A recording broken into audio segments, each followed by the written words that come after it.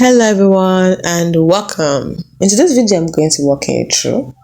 That is, I'll be giving you a step-by-step guide on how to pay for Onlyfans with PayPal.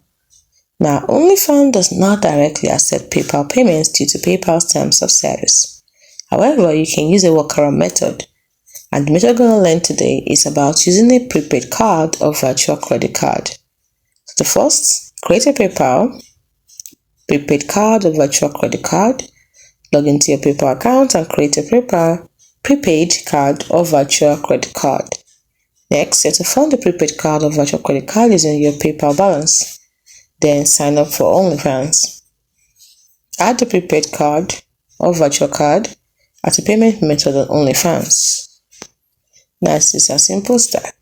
It's important for you to consider that PayPal's terms of service prohibits the use of their services for adult content.